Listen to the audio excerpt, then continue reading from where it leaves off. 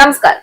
യുദ്ധത്തിന്റെ ചാരപ്പുക ഇനിയും മാഞ്ഞിട്ടില്ല. മരിച്ചവരുടെ നിലവിളികൾ ഇനിയും ഭൂമിയുടെ നെഞ്ചിൽ പ്രതിധ്വനിക്കുമ്പോൾ സമാധാനത്തിന്റെ വാതിലിൽ മുട്ടുന്ന ലോകത്തോട് ചില ശക്തികൾ പറയുന്നത് ഒരേ ഒരു വാക്കാണ്: ഇനിയും യുദ്ധം വേണം.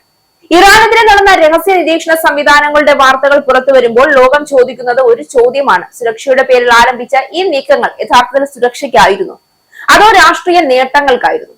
യുദ്ധം അവസാനിപ്പിക്കാനുള്ള അമേരിക്കൻ ശ്രമങ്ങൾക്കും നയതന്ത്ര ചർച്ചകൾക്കും മുന്നിൽ വീണ്ടും മതിൽ കെട്ടപ്പെടുമ്പോൾ സംശയങ്ങൾ ശക്തമാവുകയാണ്. ഇറാനുമായുള്ള സംഘർഷത്തിനിടെ ഇറാന്റെ നീക്കങ്ങൾ സൂക്ഷ്മമായി നിരീക്ഷിക്കുന്നതിനായി ഇസ്രയേൽ അസർബൈജാൻ അതിർത്തിയിൽ രഹസ്യ സൈനിക ശൃംഖല സ്ഥാപിച്ചതായി റിപ്പോർട്ടുകൾ. അന്താരാഷ്ട്ര മാധ്യമമായ CNN ആണ് ഇക്കാര്യം റിപ്പോർട്ട് ചെയ്തത്. ഇസ്രയേൽ സ്പെഷ്യൽ ഫോഴ്സ്, രഹസ്യാന്വേഷണ ഉദ്യോഗസ്ഥർ, ഡ്രോൺ യൂണിറ്റുകൾ എന്നിവരെ ഇറാന്റെ വടക്കൻ അതിർത്തിക്ക് സമീപം അസർബൈജാനിൽ വിന്യസിച്ചിട്ടുണ്ട്. ഇറാനിലെ തബ്രീസ് നഗരത്തിൽ നിന്ന് വെറും 97 കിലോമീറ്റർ അകലെയുള്ള ദക്ഷിണ അസർബൈജാനിലെ കേന്ദ്രങ്ങളിൽ നിന്നാണ് ഈ സംഘം പ്രവർത്തിക്കുന്നതെന്ന് റിപ്പോർട്ടിൽ വ്യക്തമായി പറയുന്നുണ്ട്.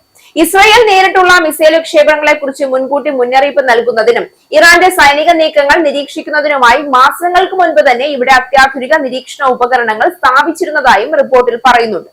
അസർബൈജാൻ കൂടാതെ ഇറാഖ്, UAE, സൊമാലിലാൻഡ് എന്നിവിടങ്ങളിലും ഇസ്രയേൽ ഇത്തരത്തിൽ സൈനിക സൗകര്യങ്ങൾ ഒരുക്കിയിട്ടുണ്ട് എന്നാണ് റിപ്പോർട്ടിൽ പറയുന്നത്. ഇറാന്റെ വടക്ക്, പടിഞ്ഞാറ്, തെക്ക് അതിർത്തികളെ വലയം ചെയ്യുന്ന രീതിയിലുള്ള ഒരു ശൃംഖലയാണ് ഇതിലൂടെ ഇസ്രയേൽ ലക്ഷ്യമിടുന്നത്.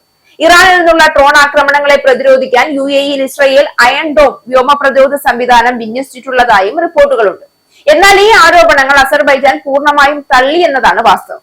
തങ്ങളുടെ ഭൂപ്രദേശം മൂന്നാമതൊരു രാജ്യത്തിനെതിരായ നീക്കങ്ങൾക്കായി ഉപയോഗിക്കാൻ അനുവദിക്കില്ല എന്ന് US-ലെ അസർബൈജാൻ എംബസി തന്നെ വ്യക്തമാക്കി. ഇറാഖും UAE-യും തങ്ങളുടെ രാജ്യങ്ങളിൽ അനധികൃതമായി ഇസ്രയേൽ സൈനിക താവളങ്ങളോ സേനയോ ഇല്ല എന്ന് അറിയിച്ചിട്ടുണ്ട്.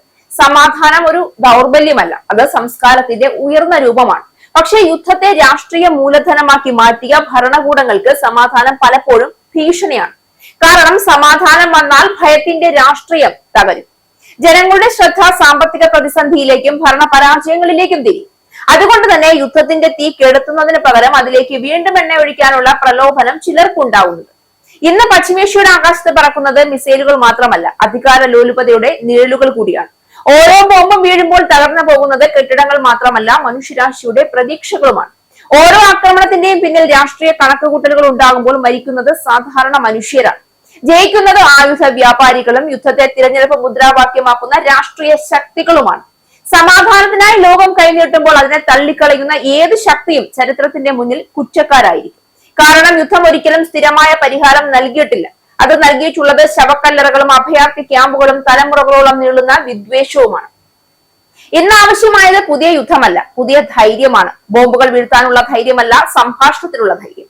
പ്രതികാരത്തിനുള്ള ശക്തിയല്ല, സമവായത്തിനുള്ള വിവേകം. അല്ലാത്ത പക്ഷം പശ്ചിമേഷ്യയുടെ മരുഭൂമികളിൽ കത്തുന്ന തീയുടെ പുക നാളെ മുഴുവൻ ലോകത്തിന്റെ ആകാശത്തെയും ഇരുണ്ടതാക്കും.